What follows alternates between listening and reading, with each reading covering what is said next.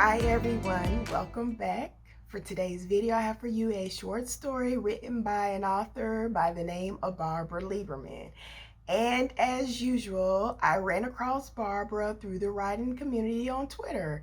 But this time, instead of scrolling through my Twitter feed, I decided I was going to create a post and ask some other authors what some of their favorite reads were. One of the people who responded was another indie author by the name of Ellie Lieberman.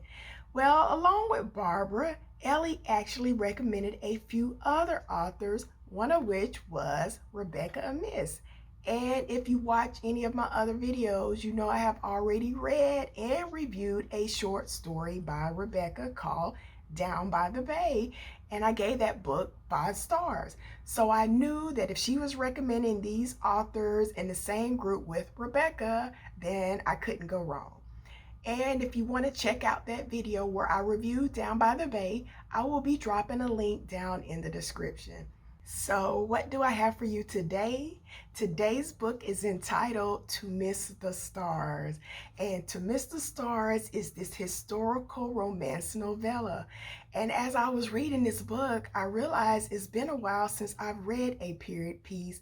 Nothing, I believe, since Outlander, and I'm trying to figure out why that is. Maybe because the book was made into a series, or maybe you have these other series on these streaming services. Who knows? But anyways, the premise of To Miss the Stars is that through correspondence, these two main characters, John and Emma Matterson, get to know each other. And at the beginning of the story, John sends out this letter along with money to, I'm guessing, a book purveyor or whomever you would send out information to in the 19th century when you couldn't find a book that you couldn't get your hands on. But instead of the letter finding its way to the intended party, it makes its way to Emma. And the book he is seeking is actually this birthday present for his younger sister, Eugenia. But although the letter ends up at Emma's house, luckily she does have a copy of the book. So along with the book, Emma sends John back his money and a note explaining why she's the one that's sending it. Well, after getting the book from Emma, John sends back his own thank you note, and he lets her know how much his sister Eugenia enjoys her gift.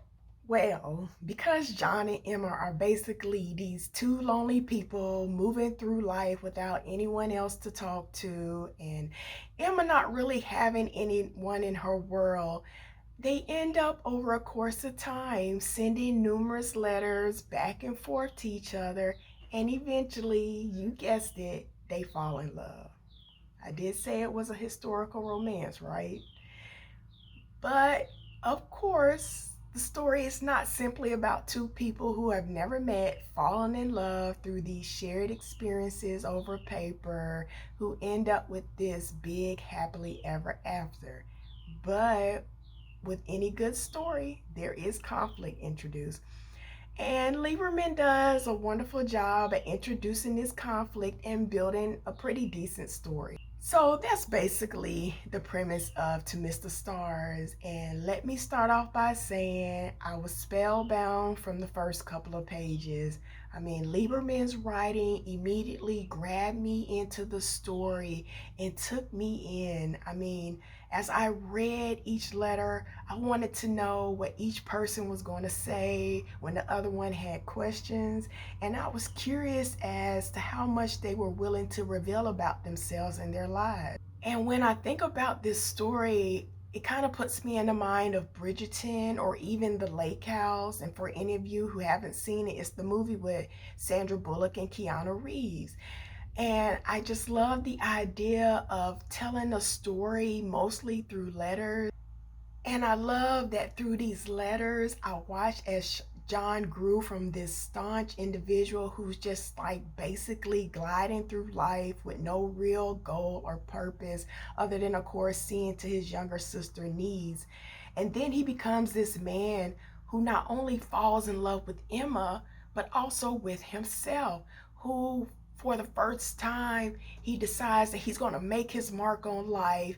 He's going to use his status to make a difference to those who's less fortunate than him. But as much as I love reading to Mr. Stars and Lieberman's way of building this visual story through letters, there was a point in the story where I found myself a little upset with the author.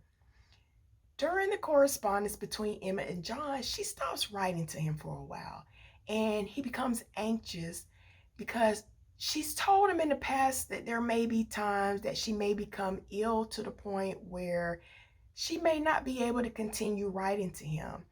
And during this lapse, he becomes anxious to the point where he considers going out to find her. Well, before he jumps on his horse and takes off the parts unknown, he does end up receiving a letter from Emma.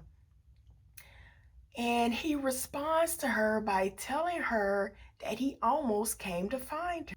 Well, when Emma finds out about his intentions of meeting her face to face, she apologizes that she's sorry that if she's giving off this idea that she might have wanted their relationship to be more, and she makes him promise that he won't try to find her, and if he does, she tells him she's going to stop writing him letters. Well, because John has developed these affections for her and he doesn't want to lose what little bit that she's willing to give him, he goes ahead and promises her that he won't come and see her.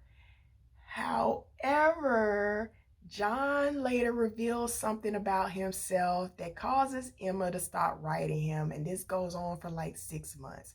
And because he's developed these feelings for her and he's feeling wistful without her, he jumps on his horse and he goes and he finds her. The thing is, so this is the issue I had in the story. When John does finally meet Emma, he finds out about her illness. You know, he finds out what this illness is, the reason why she's refused to meet him, the reason why she never ventures out from her house. And it's at this point in the story where I'm 3/4 of the way in, and I felt as if the author had created this amazing story only to end up using aspects from other stories and movies that had already been done before. And I was a little hurt. I mean, I felt a little hurt that this story had been so original and it ended up being the same story that had been told time and time again.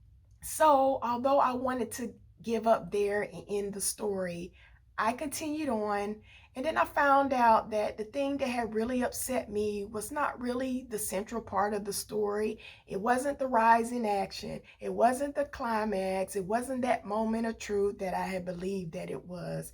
And in reality, it was only a small part of the story. And because I found this out, I'm really glad that I did not give up on the story because of this bias or preconceived notion that I had of, oh, here we go again, someone trying to take an old story and retell it in a different way. But although I was able to move past this issue, at least I think I was, and as much as I did love this story, I felt as if the ending was missing something, but I just can't really put my finger on what that was. I mean, maybe it ended too quickly, or maybe it needed more detail, or maybe it was fine, and I still had this little inkling of that bias still lying around. Who knows? I mean, I may read it again with a new mindset and see what I think, or maybe you guys can pick up a copy and tell me what you think.